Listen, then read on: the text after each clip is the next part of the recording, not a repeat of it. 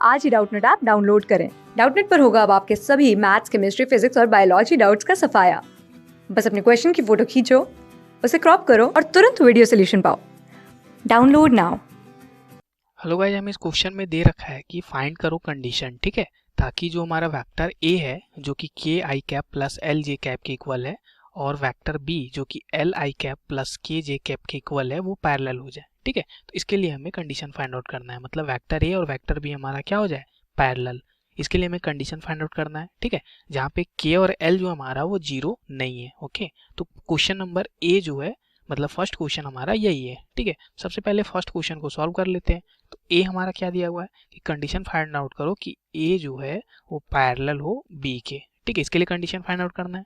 ठीक है, तो देखो पैरेलल होगा अगर कोई भी चीज, तो अगर मैं डॉट प्रोडक्ट ले लूं ए डॉट बी, ठीक है, तो ये क्या हो जाएगा, ए डॉट बी अगर अपन करें तो वो किसके इक्वल होगा, देखो वो होगा इक्वल हमारे वेक्टर ए का मॉडुलस वेक्टर बी का मॉडुलस कॉस थीटा, यही होता है। ठीक है, तो अब देखो ये ए वेक्टर, ये बी वेक्टर, ये कॉस थीटा। ठीक है, अगर मैं दोनों का मॉड ले लूं, दोनों तरफ मॉड ले लूं, ठीक है, मॉड अगर अपन दोनों तरफ ले लें, ठीक है, ये तो कर ही सकते हैं।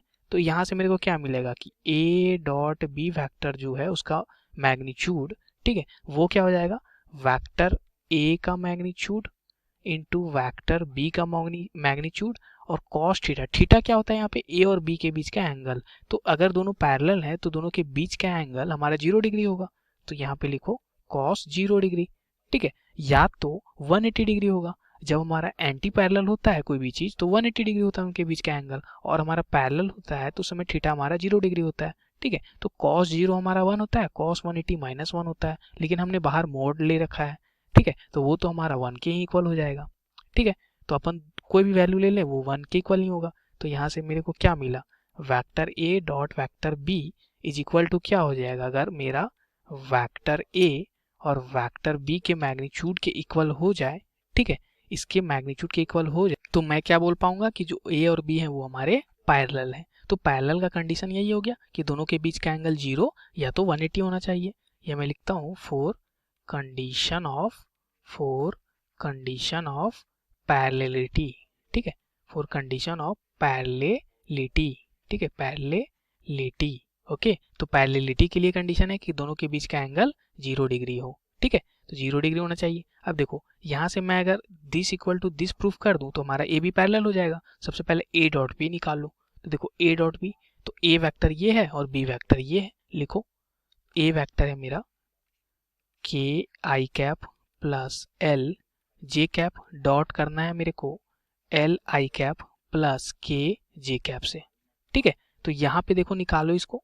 ठीक है, ये मैं लेके चल रहा हूँ लेफ्ट हैंड साइड को, तो यहाँ से लेफ्ट हैंड साइड निकालूंगा तो आई के साथ आई का डॉट होगा, तो ये क्या आ गया के एल।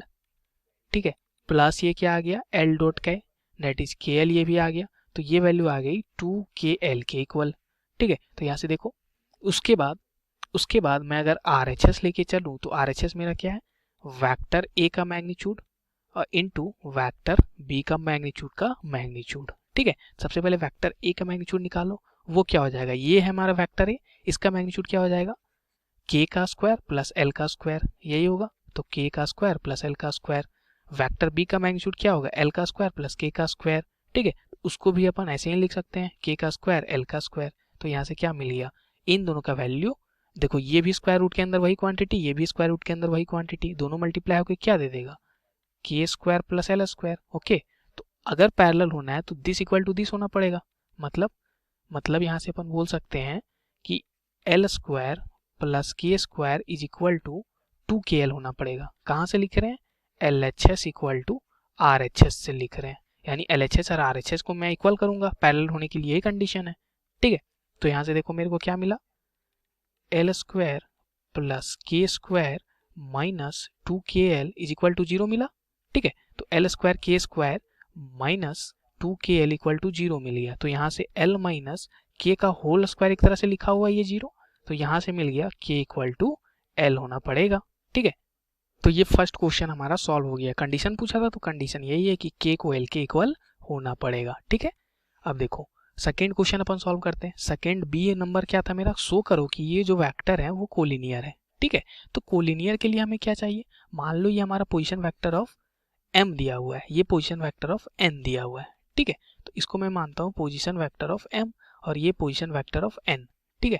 तो पोजीशन वेक्टर ऑफ m क्या दिया हुआ है लिखो और n क्या दिया हुआ है। तो ये हमारा पोजीशन वेक्टर ऑफ m दिया हुआ है, ठीक है। लेट में किया, इसको पोजीशन वेक्टर ऑफ m माना इसको, ठीक है, और इसको मैंने पोजीशन वेक्टर ऑफ n माना। हमें प्रूव करना है कि जो m और n है वो हमारे कोलिनियर है, मतलब एक ही लाइन में लाई करते हैं एक तरह से, ठीक है। मान लो ये हमारा पॉइंट m है, ये हमारा पॉइंट n है, ठीक है। तो ये हमारा एक ही लाइन में लाई करेगा, ये हमें प्रूव करना है।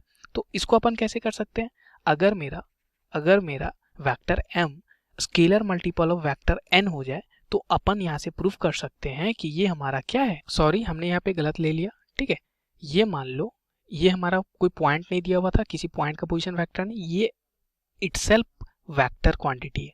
तो मान लो ये हमारी वेक्टर m दी हुई यहाँ से लेके यहाँ तक, और यहाँ से लेके यहाँ तक हमें वेक्टर n दिया हुआ है, ठीक है। तो इन दोनों को हमें कोलिनियर प्रूफ करना है, तो ठीक है। तो ये हमारा कोलिनियर तभी प्रूफ होगा जब हमारा vector m scalar multiple of vector n के आ जाए, ठीक है। तो ये हमारा कंडीशन होता है जहाँ पे लेमडा हमारा क्या होता है, कोई स्केलर क्वांटिटी होती है। तो चलो प्रूफ करते हैं। सबसे पहले देखो वेक्टर m हमें क्या दिया हुआ है, 2i cap minus 3j cap plus 4k cap, यही दिया हुआ है। और देखो वेक्टर n हमें क्या दिया हुआ है, minus 4i cap plus 6j cap minus 8k cap.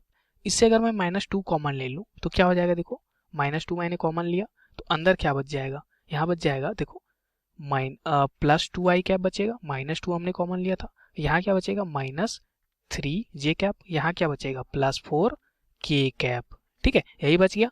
तो ये देखो ये वेक्टर हमारा -2 टाइम्स ऑफ दिस वेक्टर लिखा हुआ है एक तरह से, ठीक है। तो यहाँ से मैं बोल सकता हूँ ना कि जो ए बी वैक्टर है, यहाँ से मैं क्या बोल सकता हूँ, ये जो ए बी वैक्टर है, ठीक है, ये इक्वल ना बोलो इसको, ये हमने निकाला था कौन सा वेक्टर, ये हमने निकाला था वेक्टर m एक तरह से, सॉरी ए बी नहीं वेक्टर m निकाला था, ठीक है।